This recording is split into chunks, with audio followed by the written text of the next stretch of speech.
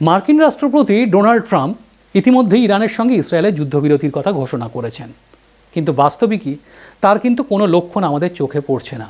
যদিও উল্লেখযোগ্যভাবে ইরানের সঙ্গে ইসরায়েলের চলমান এই সংঘাতের মধ্যেই প্রভাবশালী আইন প্রণেতা ইসমাইল কোসারি দিন কয়েক আগেই ইরানি সংবাদ সংস্থা IRINNকে দেওয়া এক সাক্ষাৎকারে যে মন্তব্য করেছিলেন তা ছিল রীতিমতো চমকে দেওয়ার মতো, যা একই সঙ্গে প্রবল দুশ্চিন্তায় ফেলেছে গোটা দুনিয়াকে। আর বিশেষত এতদিন ইরানের সঙ্গে 1:1 লড়াইয়ে শুধু ইসরায়েল থাকলেও এবার সেখানে আমেরিকা সরাসরি ঢুকে পড়ার পর পরিস্থিতি কিন্তু অত্যন্ত যে ঘোরালো হয়ে উঠেছে তা সন্দেহ নেই। কিন্তু কি বলেছিলেন কোসারি? তার মন্তব্যে কিন্তু স্পষ্ট ছিল, বিশ্বের গুরুত্বপূর্ণ জ্বালানি রপ্তানি পথ হরমুজ প্রণালী বন্ধের বিষয়টি নাকি ইরান এবার বিবেচনা করছে। হ্যাঁ, এবার বিবেচনা করছে ইরান। আর দেশটির এক আইন প্রণেতার এমন মন্তব্যে স্বাভাবিকভাবেই উদ্বেগ দেখা দিয়েছিল, কারণ ইরান যদি সত্যি প্রণালীটি বন্ধ করে তবে পরমাণু দিয়ে হাতে নয়, সরাসরি ভাতে মারা পড়বে দুনিয়ার তাবর মাতব্বররা। বিশ্বজুড়ে তেলের দাম হবে আকাশ ছোঁয়া, একই সঙ্গে হাহাকার দেখা দিতে পারে খুব মারাত্মক রকম। স্বাভাবিকভাবেই যার প্রত্যক্ষ প্রভাব পড়বে আম আদমির নাগরিক জীবনে, মানে আমার আপনার জীবনে। অশোধিত তেলের দাম বৃদ্ধির সঙ্গে সঙ্গে দ্রব্যমূল্য বৃদ্ধির হারে নাজেহাল হব আমরা। কিন্তু কিভাবে আর কতটাই বা সত্যি হতে চলেছে সেই ভয়ঙ্কর বাস্তবটা বলবো। তার আগে আবারও বলে রাখি, welcome to Kishore cafe. Kishore cafe নতুন একটা ভিডিওতে আপনাদের সবাইকে স্বাগত জানিয়ে আমি তমাল শুরু করছি আজকের এই নতুন ভিডিওটা। আশঙ্কা অনেকটাই সত্যি হওয়ার পথে, কারণ মার্কিন হামলা পূর্ণাঙ্গ যুদ্ধের অশনি সংকেতের মধ্যেই পশ্চিম এশিয়ায় তেল ও গ্যাস সরবরাহে ধাক্কা লাগার আশঙ্কাটা ছিলই। এবার এই ত্রিফলা সংকটে রবিবারই হরমুজ প্রণালী বন্ধের সিদ্ধান্ত নিল কে? ইরানের পার্লামেন্ট। এবার শুধু সুপ্রিম ন্যাশনাল সিকিউরিটি কাউন্সিলের সবুজ সংকেতের অপেক্ষা। হ্যাঁ, এবার শুধু তাদের সবুজ সংকেতের অপেক্ষা। আর এটা যদি হয়, আজ না হয় কালকে, কিংবা কাল না হয় দুদিন পরেও যদি হয়, তবে থমকে যাবে পারস্য উপসাগরের সঙ্গে আরব সাগরের সংযোগের একমাত্র জলপথটি। তার আগে প্রথমে একবার আসা যাক এটি কোথায়। হরমুজ প্রণালী আরব সাগর থেকে পারস্য উপসাগরে যাওয়ার একমাত্র সামুদ্রিক প্রবেশপথ, যেটির এক পাশে ইরান, অন্য পাশে ওমান ও সংযুক্ত আরব আমিরশাহী। এই প্রণালী পারস্য উপসাগরকে ওমান উপসাগর ও আরব সাগরের সঙ্গে যুক্ত করেছে। ভৌগোলিকভাবে বলতে গেলে প্রণালীটি পারস্য উপসাগরকে সরাসরি ওমান উপসাগরের সঙ্গে যুক্ত করে এবং সেই পথ ধরে জাহাজগুলো আরব সাগর তথা ভারত মহাসাগরে প্রবেশ করে। এবার পারস্য উপসাগর আর ওমান উপসাগরের মাঝামাঝি অবস্থিত এই জলপথটার কৌশলগত গুরুত্ব এতটাই যে প্রতি 5 ব্যারেল অশোধিত তেলের মধ্যে একটি এখান দিয়েই পাড়ি দেয়, মানে যায়। আর ইরান তথা তাদের সুপ্রিম লিডার আয়াতুল্লাহ খামেনি যদি এই প্রণালী বন্ধ করে দেয়, তবে তার অভিঘাত শুধু পশ্চিম এশিয়ায় নয়, গোটা বিশ্বে ছড়িয়ে পড়তেই পারে। এমনকি বিশ্লেষকরা বলছেন, এমন সিদ্ধান্ত কার্যকর হলে শুধু জ্বালানির বাজারে অস্থিরতা নয়, পুরো মধ্যপ্রাচ্যেই সংঘাত ছড়িয়ে পড়তে পারে। আর সেই সঙ্গে সংকটের মেঘ ঘনীভূত হবে জ্বালানি রাজনীতির আকাশে, বলা ভালো মহাকাশে। মার্কিন হামলার পরপরই আন্তর্জাতিক বাজারে কিন্তু ইতিমধ্যেই চড়তে শুরু করেছে অশোধিত তেলের দাম। একদিকে যখন ব্রেন্ট ব্যারেল প্রতি $77 ছাপিয়ে গিয়েছে, তেমনি মার্কিন WTI মানে ওয়েস্ট টেক্সাস ইন্টারমিডিয়েট পৌঁছেছে কতই জানেন? $74.04। হরমুজ প্রণালী বন্ধের পর তেলের দাম বলা হচ্ছে $400 প্রতি ব্যারেল ছাড়িয়ে যেতে পারে বলে আশঙ্কা করছেন বিশেষজ্ঞরা। খুব স্বাভাবিকভাবেই এই যুদ্ধ পরিস্থিতি অন্যান্যদের সঙ্গে কপালের ভাঁজ বাড়িয়েছে আমাদেরও আর নয়াদিল্লির। কিন্তু কথা হচ্ছে, হরমুজের ভূ রাজনৈতিক গুরুত্ব কেন এত বেশি? দেখুন, মার্কিন যুক্তরাষ্ট্রের জ্বালানি তথ্য সংস্থা বলছে বিশ্বের মোট জ্বালানি তৈল সরবরাহের প্রায় 20% এই পথ দিয়ে পরিবাহিত হয়। সংস্থাটি একে বিশ্বের সবচেয়ে গুরুত্বপূর্ণ তেল পরিবহন পথ বলে বর্ণনা করেছে। প্রণালীটির সবচেয়ে সরু অংশটি হচ্ছে 33 কিলোমিটার বা 21 মাইল চওড়া। তবে এর মধ্যে দিয়ে জাহাজ চলাচলের পথটি কিন্তু আরও সরু, যা যে কোনো সময় হামলা বা বন্ধ হয়ে যাওয়ার ঝুঁকিতে পড়তে পারে। তবে আসলে এই প্রণালী বিশ্বের সবচেয়ে ব্যস্ততম এবং অর্থনৈতিকভাবে গুরুত্বপূর্ণ সামুদ্রিক রুটগুলোর একটা। মার্কিন এনার্জি ইনফরমেশন অ্যাডমিনিস্ট্রেশন EIA এর তথ্য বলছে প্রতিদিন প্রায় 2 কোটি ব্যারেল তেল এখান দিয়ে যায়, যার আর্থিক মূল্য কত জানেন? বছরে প্রায় $60,000 কোটি। এই অঞ্চল দিয়ে সবচেয়ে বেশি তেল রপ্তানি করে কে? সৌদি আরব, ইরাক, কুয়েত, সংযুক্ত আরব আমিরশাহী এবং কাতার। আর যে সমস্ত দেশ এই তেলের উপর নির্ভরশীল, তাদের তালিকায় রয়েছে কে কে জানেন? আমরা, মানে ভারত, চীন, জাপান, দক্ষিণ কোরিয়া এবং মার্কিন যুক্তরাষ্ট্র। আর এখানেই ইরান খেলছে ব্ল্যাকমেল কার্ড। কিভাবে?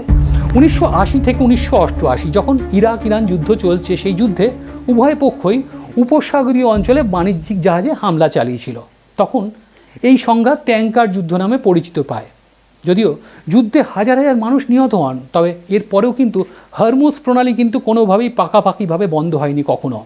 সাম্প্রতিককালে ফের একবার 2019 সালে মার্কিন প্রেসিডেন্ট ডোনাল্ড ট্রাম্পের প্রথম মেয়াদে ইরান মার্কিন যুক্তরাষ্ট্র উত্তেজনার সময় আরব আমির শাহির ফুজাইরাহ উপকূলে হরমুজের কাছাকাছি 4টি জাহাজে ফের একবার হামলা হয়। ওয়াশিংটন এই ঘটনার দায় চাপায় তেহরানের ওপর, কিন্তু ইরান তা পত্রপাঠ খারিজ করে। কিন্তু তার মানে এটা নয় যে ইরান এসবের দায় থেকে সম্পূর্ণ মুক্ত, বরং ইরান কিন্তু বহুদিন ধরেই হরমুজ প্রণালী বন্ধ করার হুমকি দিয়ে আসছে। বিশেষ করে কখন করে জানেন? যখনই তারা রাজনৈতিক বা সামরিক চাপের মুখে পড়ে, ঠিক তখনই।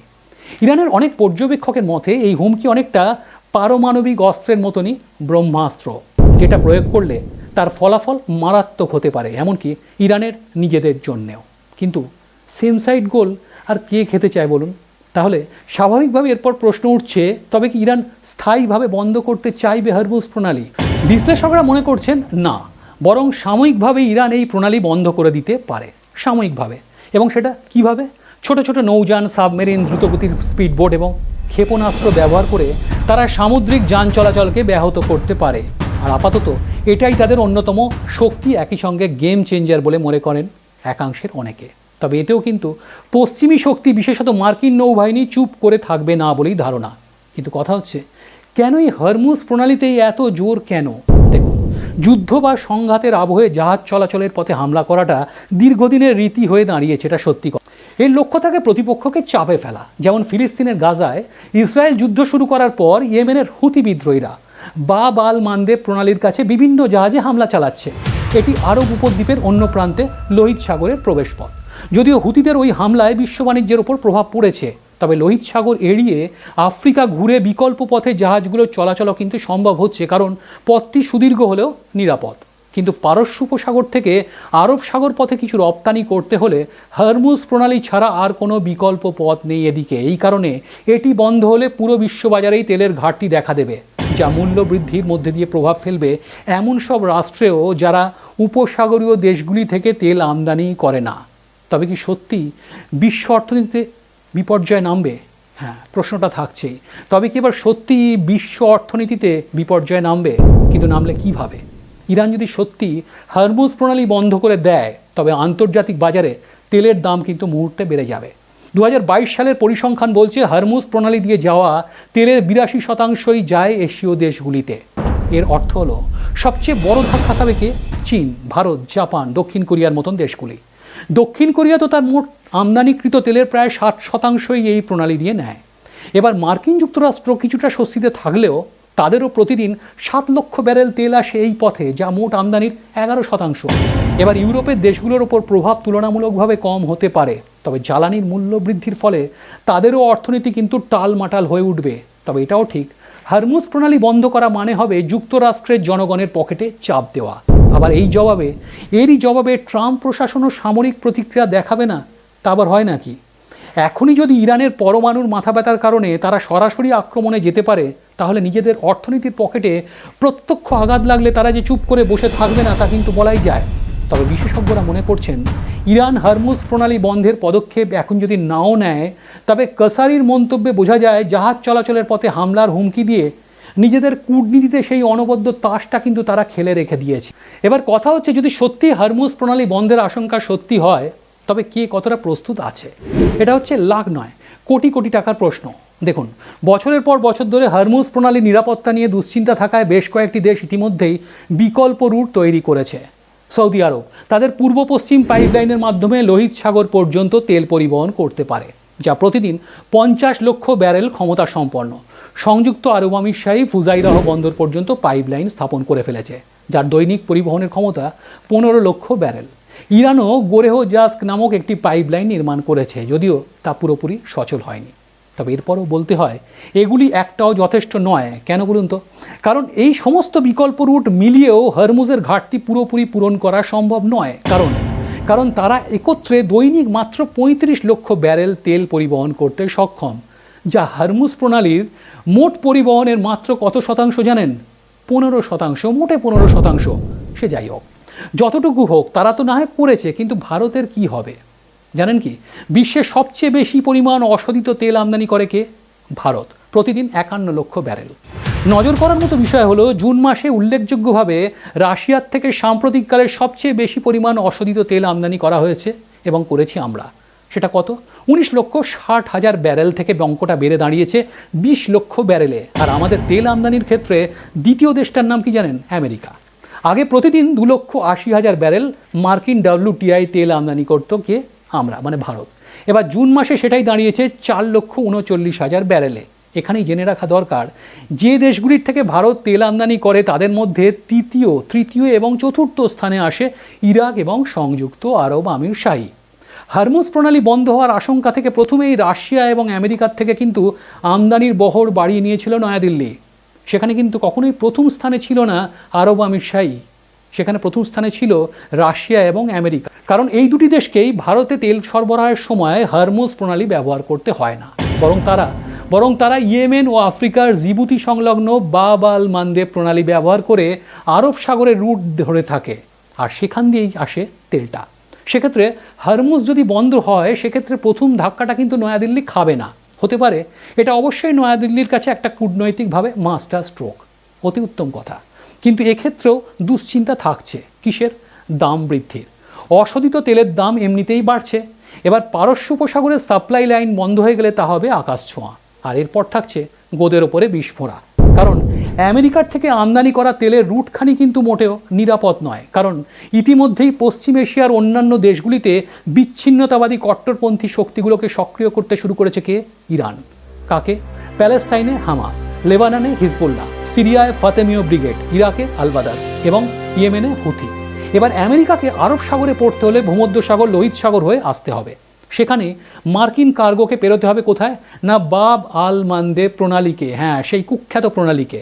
আর ইয়েমেনের উপকূল অঞ্চল যেহেতু হুথিদের দখলে, তাই ইরানের নির্দেশে তারা যে মার্কিন জাহাজের উপর হামলা করতেই পারে তা কিন্তু বলাই বাহুল্য। অর্থাৎ ওই রুট তখনও কিন্তু বিপদমুক্ত থাকবে না।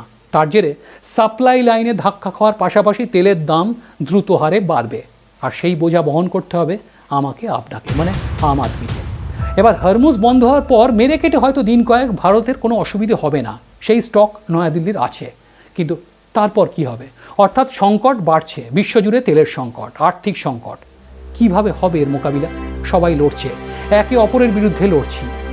সত্যি আমরা জানি না এখানে কোন ভালো তরে আর কিসের ন্যায়ের জন্য অস্ত্রের এমন দাপাদাপি, যেখানে শুধুই স্বার্থের সংঘাত আর পেশি শক্তির আস্ফলনে একে অন্যকে দমিয়ে রাখার অপচেষ্টা। সেখানে সার্বিকভাবে ভালোত্ব আর মঙ্গলের অকাল মৃত্যু যে শুধুই সময়ের অপেক্ষা, তা বলার জন্য বোধহয় সত্যিই কোনো নস্ট্রাদামুস বা বাবা ভাঙার দরকার হবে না। Simply it's a matter of time. সময় দেখিয়ে দেবে আমাকে, আপনাকে, আমাদের সবাইকে সেই দুঃসময়টা। আজকের ভিডিওটা এই পর্যন্তই। খুব তাড়াতাড়ি আবার একটা নতুন ভিডিও নিয়ে চলে আসছি। তার আগে আবার বলে যে ভিডিওটা ভালো লাগলে লাইক, কমেন্ট এবং শেয়ার করার পাশাপাশি চ্যানেলটা সাবস্ক্রাইব করে পাশে থাকতে প্লিজ ভুলবেন না বন্ধুরা। আপনাদের সাবস্ক্রিপশন আমাদের ভালো কাজ করার জন্য একটা খুব বড় মোটিভেশন। ভালো থাকবেন।